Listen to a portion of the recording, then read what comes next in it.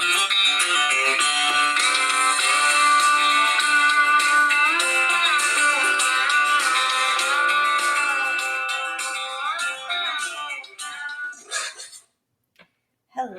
listeners. Welcome to episode 6 of Plano's Political Pitbull podcast. I am Esther. And I'm Ruth. And today we will be discussing part 2 of the Plano City Council Retreat. We went over part 1 in episode 3.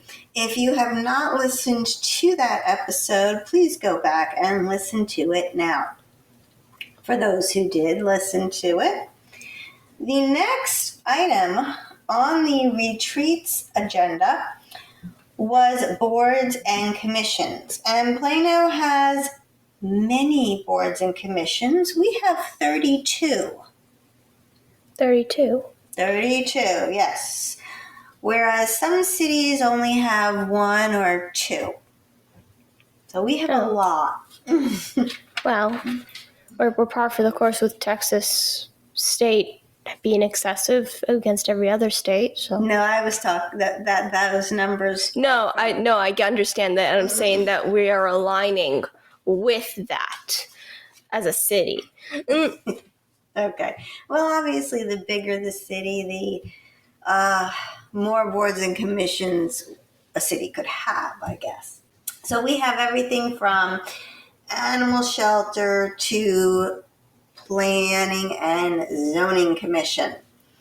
And if you would like to be on one of these boards or commissions, they have an application online at the city's website, and each council member is assigned to be a liaison to one or more of these boards. Usually the new guys, they get to be animal shelter, heritage, maybe parks and rec. Obviously, the most important one is planning and zoning, and I only say that because it is the only board and commission that you can actually watch online at the city's website at plano.gov/1565/Plano-TV. Wait, no other one out of the 32? Just planning and zoning? Mm-hmm. Yes, they do not have a section for any other zoning board, not zoning board, obviously, board and commission where you can watch it. Is that standard for every city? I don't know. That is a good question. And usually you can tell the way that board is going to go by who the mayor assigns to it. And right now it is still under the control of Councilwoman Prince and Councilman Horn, both former planning and zoning commissioners themselves. Both big proponents of apartments and high density units. And at one point,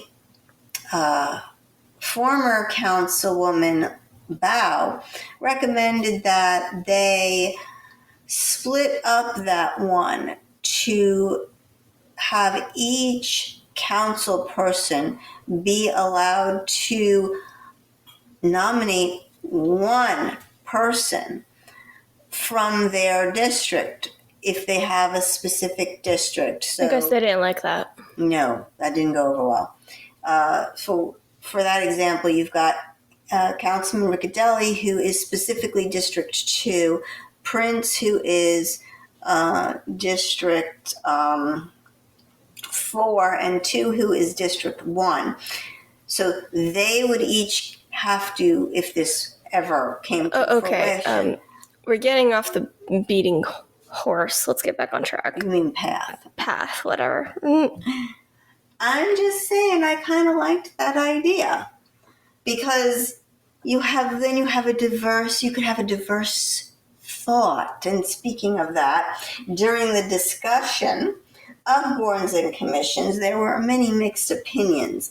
So, 2, wants the liaison and those who she has nominated and then approved by council to come together and have a meeting to make sure that they are on the same page, sort of have a meeting of the minds and what the goals and objectives are going to be.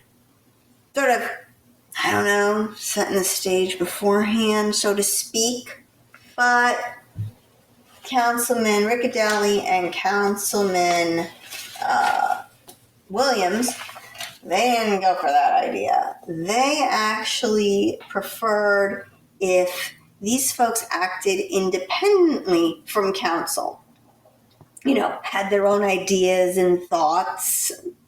I don't know, sounds like a good idea. You don't want robots up there. Right, but then they also, the council while talking also, like, they agreed, but then they contradicted themselves as well by saying, like, we don't have time to we can't have 100 different ideas. They also have to be aligned with council. So they also did kind of contradict themselves in a way. Which I think you're going to go into, if I'm not mistaken. You read my mind because, they did contradict themselves. At one point they said, well, we don't want them to be a rubber stamp. We want them to have initiative. But then on the other hand, they should really definitely do what council wants them to do, especially the chair. The chair should be aligned with what council wants. The problem I have with that is that you've got 8 people on council, and they're all not they're all not clones. I mean, right now, as we're going over this, as they were discussing it, they couldn't even agree. Right. But to play devil's advocate for a moment, it does make sense, though, that you wouldn't want staff making all these decisions that are completely out of the realm of council, because council is who we elected. Yes, and obviously everything that a commission and a board does has to go to city council. Perfect example is planning and zoning. Whether planning and zoning approves something or doesn't approve a new zoning change, it goes to council for official approval. Right. So they could, if they don't like a planning and zoning's ruling on it, they can overturn their ruling. And they have done that in the past. They're like, I think we're going to send this back to planning and zoning, or sometimes they just deny it or approve it, depending on what planning and zoning did. With that, also, I don't know if you recall this, but 2 said you have to have an objective reason for appointing the person that they have suggested to council. I don't know if I've made this clear, but the liaison will get the applications, go through them, and then we'll give a recommendation to council on who should be appointed, and then council takes a vote.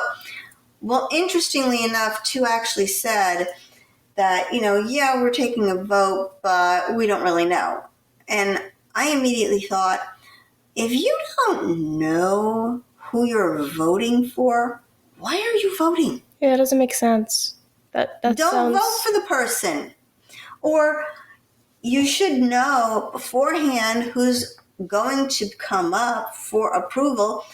Give that person a call. Talk with them. Meet with them beforehand so that you are comfortable voting for that person. Never vote for somebody because so-and-so said, oh yeah, this is a great person. If you've never spoken to the person, don't vote for them. Just vote them down. Yeah, I don't understand why she would say that, or what she even was talking about.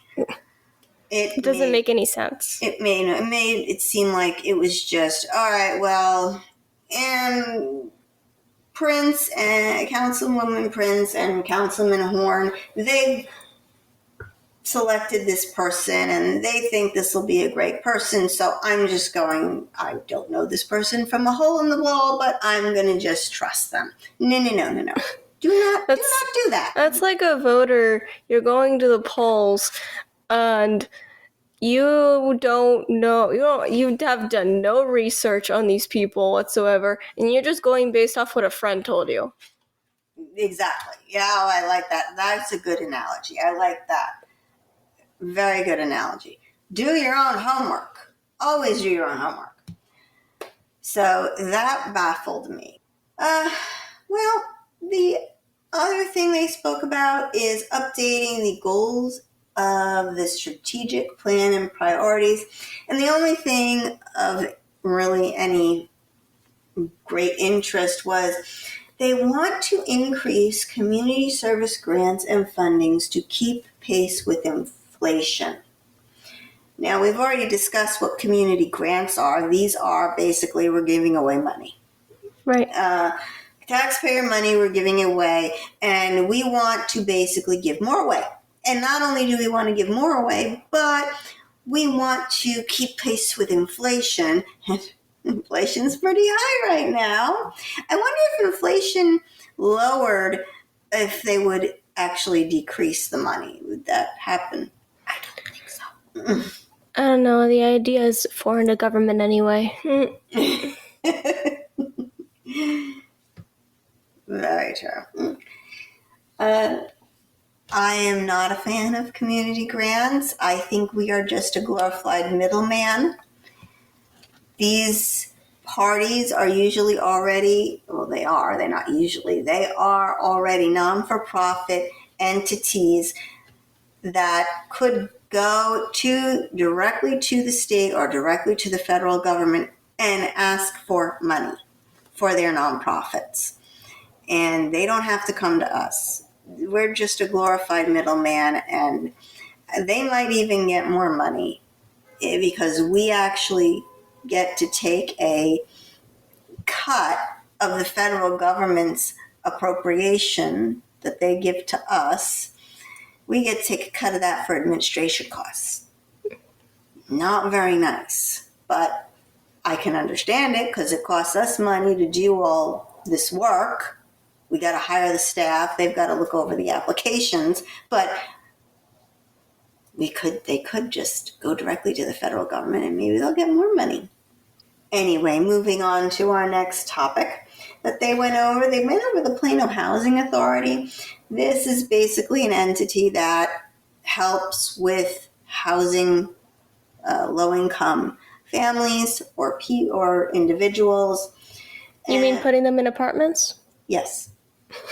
And they will actually, the Plano Housing Authority will actually sometimes own the apartments, and then that comes off the tax rolls. So it actually can end up costing us money. They're having a little bit of a rocky relationship right now with City Council. Oh, really? They're not on the... This is one association or group that is not on the same page as City Council. Wow. At all, or board. And actually, it was created by City Council, or many, many years ago, not this particular council. And they created it, and the mayor actually picks their board. So they're actually thinking, maybe we should just get rid of it. Just nix it altogether. Put it in the city's staff. And unfortunately, no consensus was drawn on this because they need to do some legal research to see what they can do. But it's an interesting thought, actually getting rid of a government agency. Yeah. And are they doing it because of the fact that one in particular doesn't agree with them, and so they're annoying? Well, I think it's more so not that they don't agree with them or that they're annoying. I think it's that they used to just take over or sometimes even build a housing complex, mostly apartments.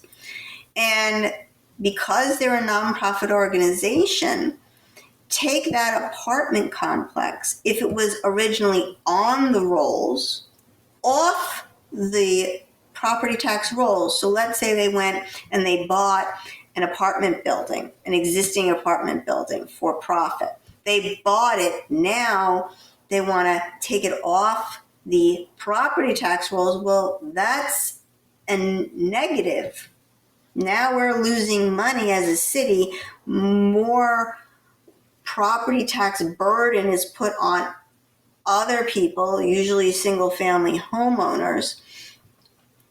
And so this was becoming a big problem. Mm-hmm. And we actually the city lobbied to have at least a voice in this decision. And now, thanks to the state legislature and the governor passing this in the last session, the city council gets to vote on whether or not it comes off the rolls. It will not come off the rolls automatically now. It used to just come off automatically. Okay. So I am all for that, by the way. And if you guys want to get rid of a board and commission, limit government, one of the 32 we have, go for it. I say go for it if it is legal to do it. Mm-hmm. So the next thing they discussed is redevelopment of areas.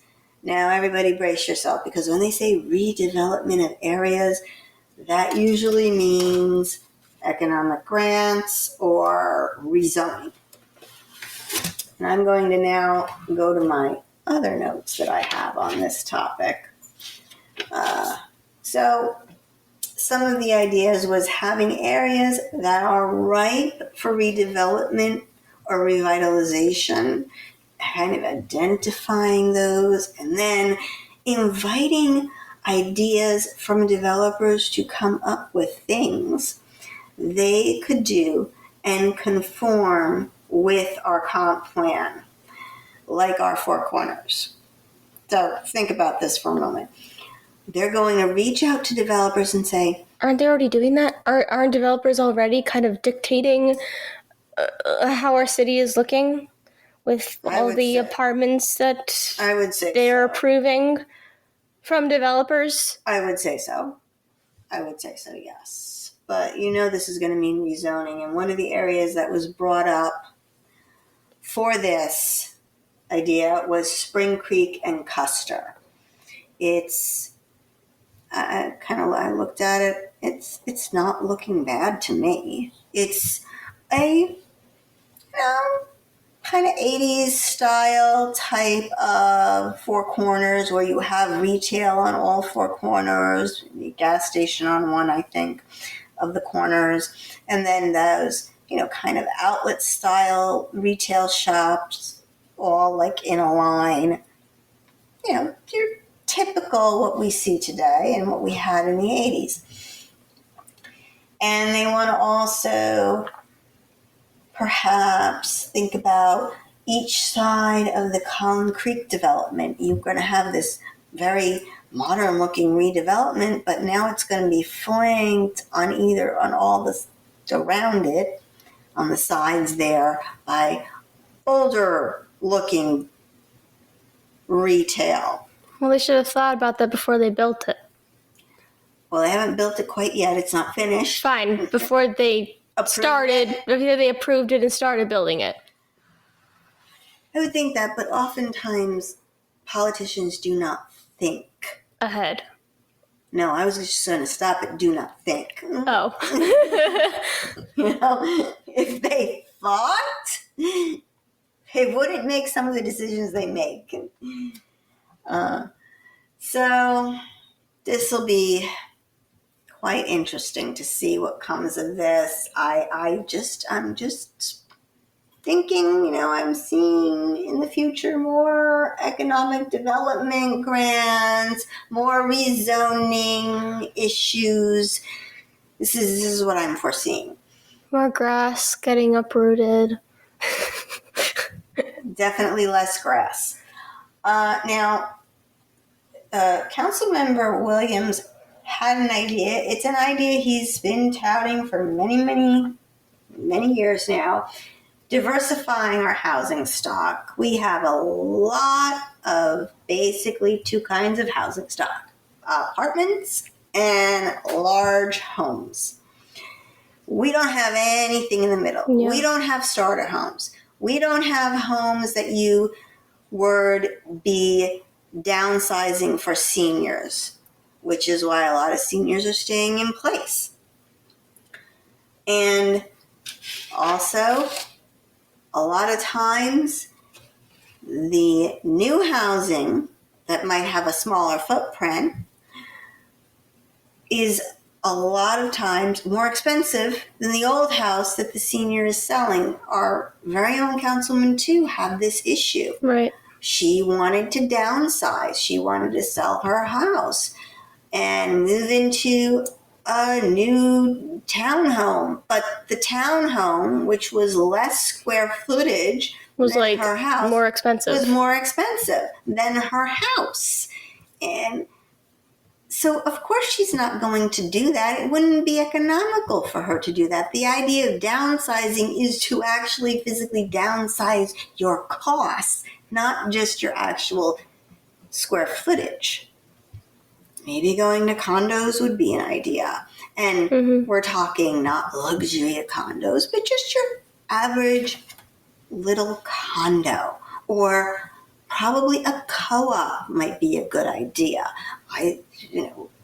Co-ops would have been a great idea for the shops at Willow Bend, but the developer did not want to do that. He wanted apartments.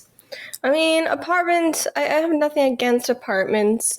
You know, I'm right in the demographic that need apartments, you know, because can't afford a house.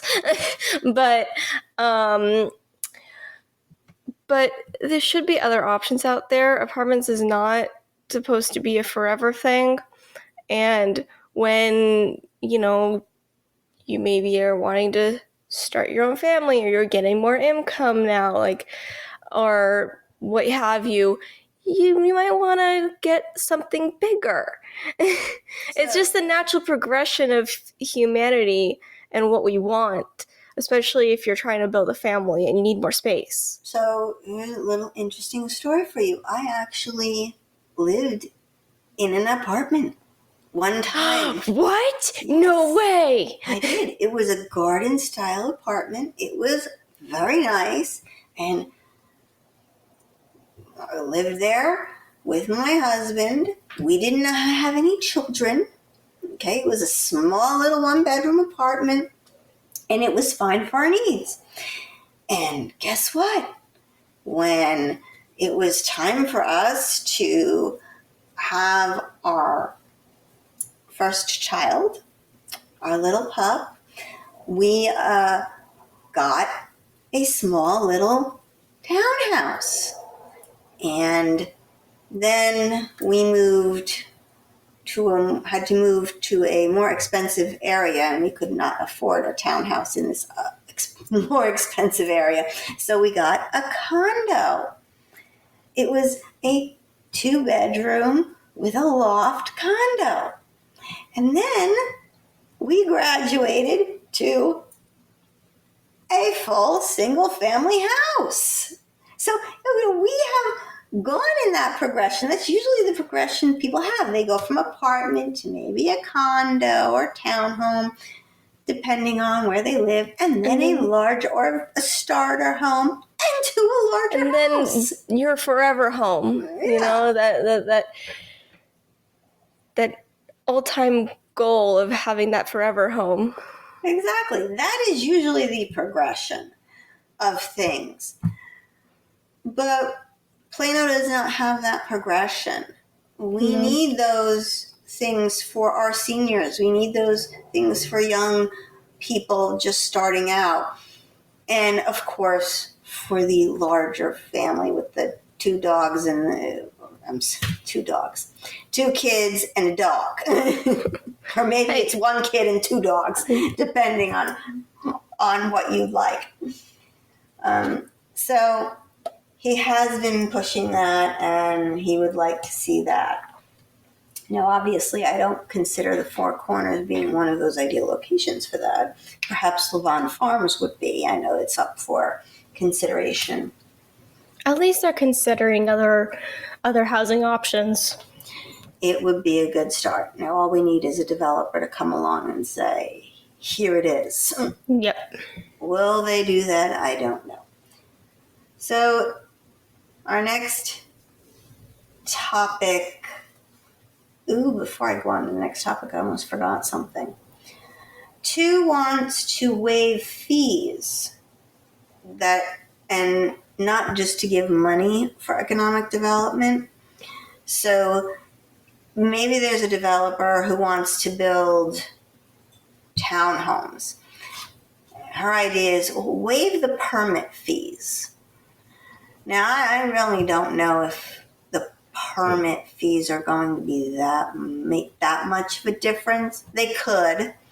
I think what makes the greatest amount of difference in cost is how much time. And a lot of times those inspectors, you could be held up because the inspectors need to come out and need to see you've laid your pipes, you've put in your electrical, and they want to see it.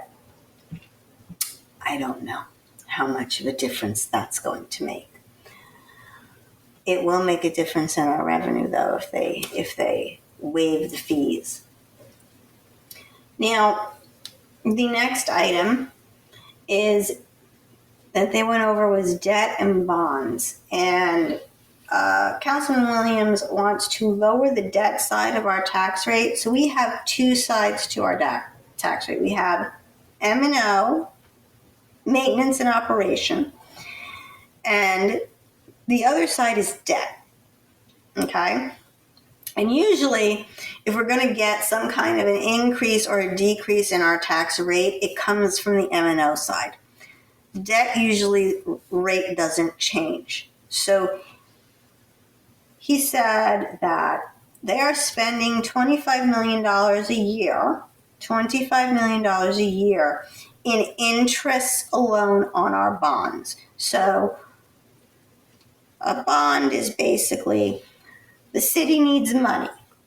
They want to fix their rec center. Their rec center needs a renovation. Rec centers should really be paying for their own renovations from the costs to belong to that rec center. That is an idea. If this was a private gym, they would have to come up with the money on their own to do any kind of improvements. And normally that would be fixed into their costs of doing business. So they would charge their fees to belong to the gym in accordance with what their budgets are. And part of their budget is going to be maintenance and repairs. So what Shelby Williams wants to do is he wants to basically have a more predictable map. He said, we know what we're going to have to spend year over year. And if we know that, we should be able to budget for it. Putting money basically aside, saving for it. And right now we're going to be going over the 2025 bonds that they're going to come up that we'll be voting on next year. Now, Mark Israelson, our city manager, he did not like this idea. He said predictability will be very hard. Things were not built at the same time, and therefore they're not going to wear down at the same time. But Shelby kind of pushed back on that a little bit. So we shall have to see. I don't think that is going to go over well by the looks of it. He was sort of the lone man out there with this idea. Our next thing that they went over and this is a doozy, arts facilities. Oh, I just love when they bring up art facilities because blood shoots out of my eyes and my head wants to explode because the only thing I can think of is why is it the taxpayer's job to provide you with an arts facility?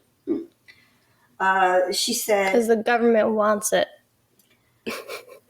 Councilman Homer, she ran this one. She said there is more demand for performing arts and rehearsal space. Now, I'm sorry, we have facilities. We have the Plano Event Center. We have the amphitheater. Of course, though, I don't know whose idea was it to build an outside venue. It's Texas, people. It's hot in the summer. It is cold in the winter. We maybe have decent weather for, I don't know, 10 days per year where we could actually be outside and, not be sweating to death or freezing. So whose ever idea this was, really, it was just bad. It was bad. It should never have come. So she was thinking maybe we could put, a roof on it and walls and kind of, Yeah, and close it for bad weather. Yeah, and put AC and heat. But, I'm sorry. This is just such a waste of money. And I don't know. I've never been to those things. Neither have I. I've been to the Plano Event Center. It's a nice facility. I've been there for private events. And but no, this is not necessary. We do not have to. If it were me, I would sell that to a private corporation and say, put on your shows and have at it. Dallas has theaters and such. I mean, you have a place that has musical concerts regularly. Yeah, it's called the AT&T Stadium. Yeah. That's what I'm thinking of. Exactly. The city doesn't pay for those, right? Do they? I don't know how that works, but I guess since it's got AT&T on it, I'm going to say no. Well, they have other facilities as well, I believe. A lot of cities do have venues. I don't agree with that. The Cowboy Stadium was the Cowboys Stadium. It was built by Jerry Jones. So I don't see any reason why a city has to own those things. There are many individuals. The stadium that the Mavericks play, the Mavericks on the wall of it's owned by them. I believe. I don't see any reason why we should have to own a theater or an event center. It's concert just hall. A concert hall. It's just a waste of our money. Let the private sector do that. That's what they're there for. So they talked about DART. We're not going to go over that because we're going to talk about that when we go over our next council meeting. Oh, to be continued. Yes, because they talked about it there, and they actually did something there. So, yes, to be continued on that. Lastly, we have the budget. It's budget time, people. Oh, it's my favorite time of year to see all the waste that we do. And so our lovely city manager gave us some news that said, and he told the city council, we are going to have a $60 million budget deficit. Let me say that again, people. $60 million deficit. That means that if we spend the same amount of money on each and every department that we did last year, we are going to come up with a $60 million deficit. $60 million in the hole. I can think of a few things to cut. Economic development would be one. That could give, I think, what was the number I said last time? $54 million? Yes. That was it. $54 million right there, Mr. Israel's son.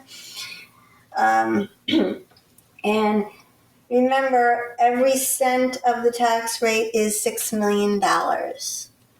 That'll take care of a lot of the tax rate right there.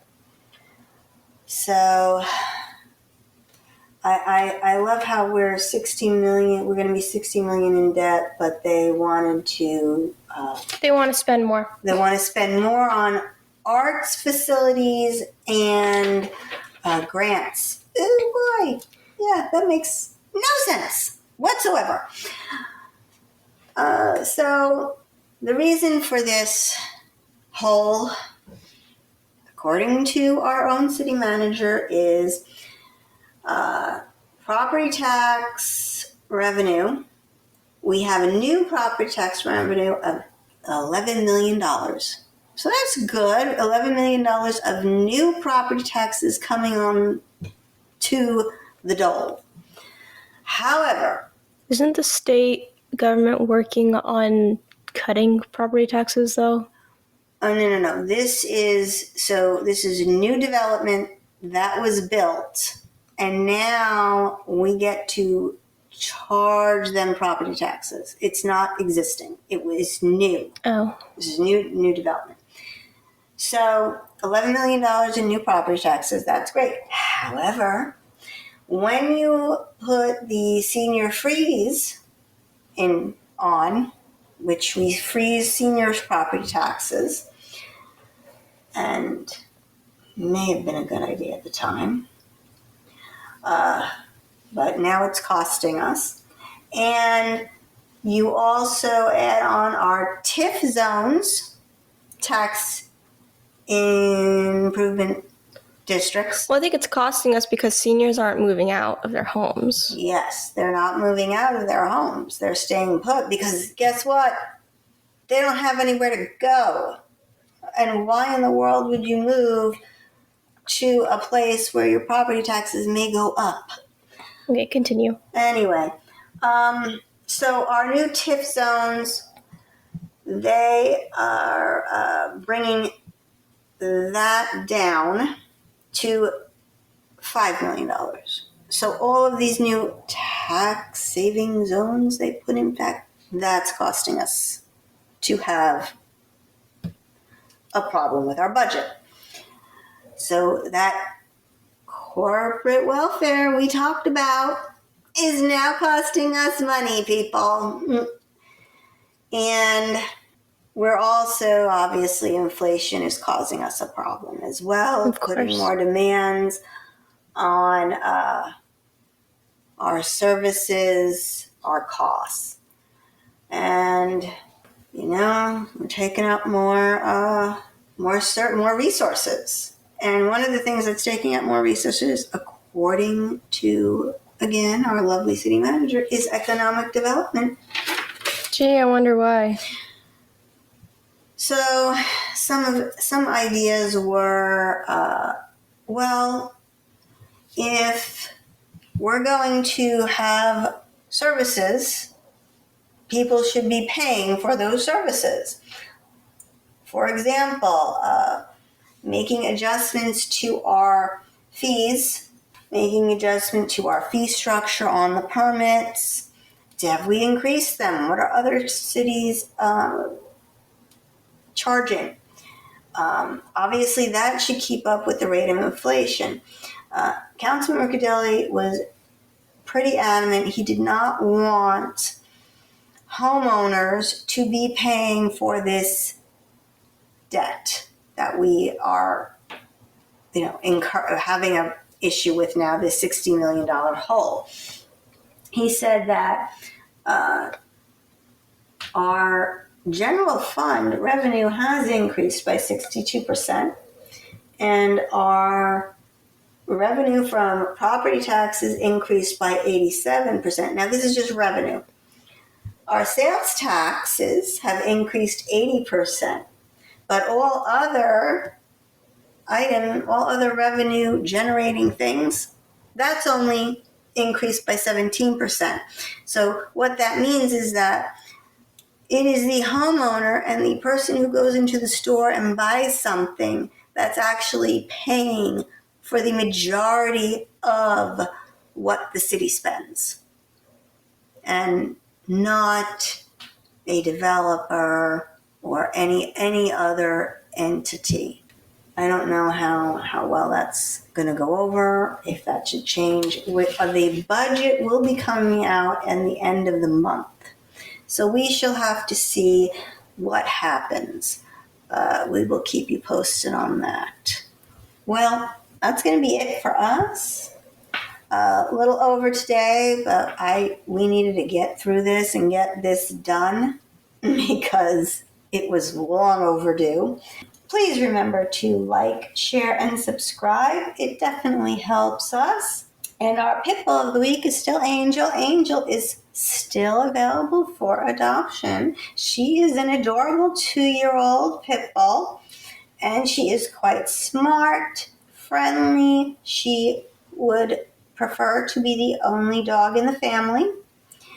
And she is known for her sunglasses that she loves to wear. Sunglasses. She loves, it's adorable. If you get a chance, please go to our website, planospoliticalpitbull.com, and you will see the most adorable picture of Angel wearing her sunglasses and a cute little outfit as well. So please consider adopting Angel. She is in our Plano Animal Shelter. This is Esther. And this is Ruth.